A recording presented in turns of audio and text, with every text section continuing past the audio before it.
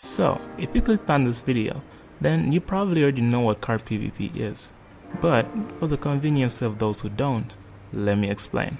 Cart PvP is a technique that uses TNT minecarts and flame bows to explode your opponents. Now, something important to mention is that cart PvP has 4 main methods. But let's start with number 1, pre-cart. So, pre-cart is the easiest method out of the 4. In this method, you place a rail, then a cart, then you shoot it with a flame bow.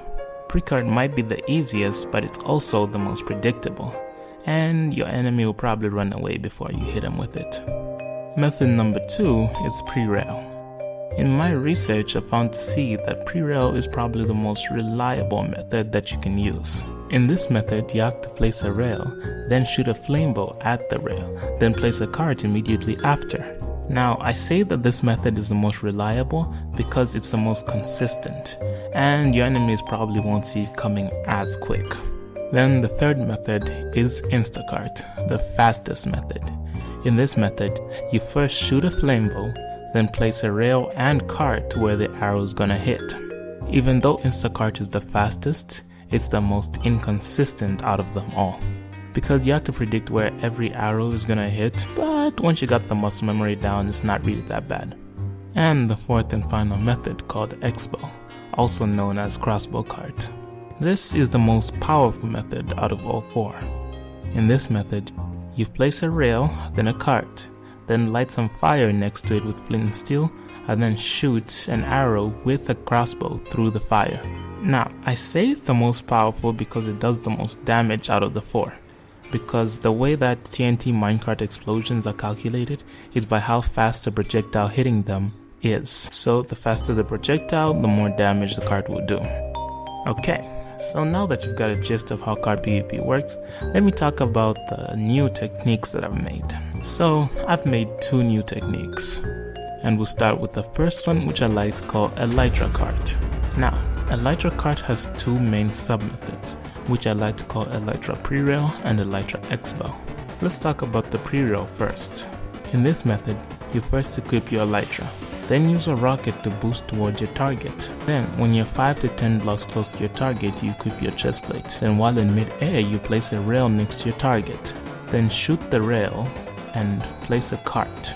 In simpler terms, this is just closing the gap with the Elytra and then immediately doing a pre-rail. Now, the second sub-method is called Elytra X-bow. So, Elytra X-bow is basically the same as Elytra Pre-rail. But the only difference is that when you get to your opponent 5 to 10 blocks close, you swap back to your chest plate and then place a cart and rail while you're in mid-air. Then light a fire next to the cart with some flint and steel. Then shoot the crossbow through the fire at the cart.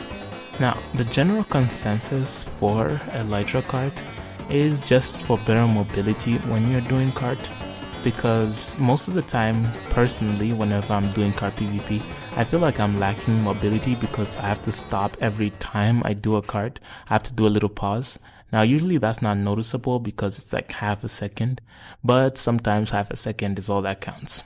Now, for the next technique that I made up, it's less of a technique and more of an item addition, and some people may disagree with me on this because, it's a bit controversial to the kit. But basically, the item that I'm adding is a mace. But not just any mace, a breach mace. Now before you start screaming in the comments, let me explain.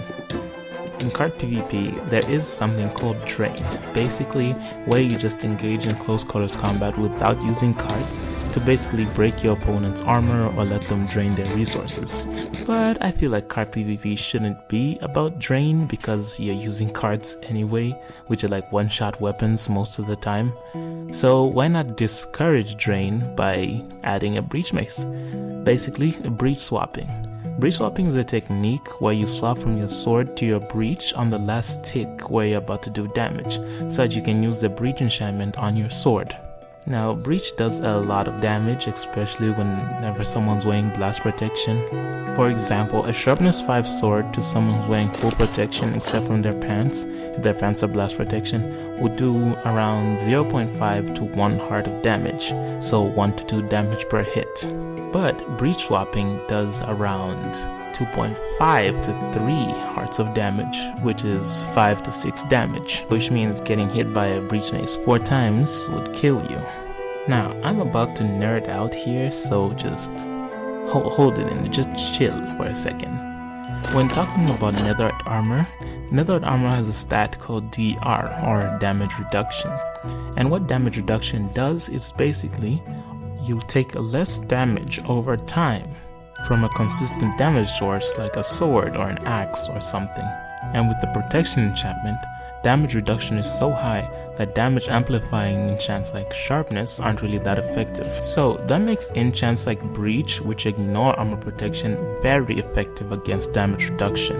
Now, even if breach maces are allowed in this kit, what's stopping you from just elytra macing? Because elytra macing is just way more effective than just shooting carts at people over and over, which pretty much takes the cart out of cart PvP. Now at first, I wanted to restrict the number of rockets that you have to discourage this, but I just thought that was impractical, so you basically just say you can't elytra mace. Yeah, if you do that, you're just breaking the rules, so Now, let's talk about the practical use for these techniques.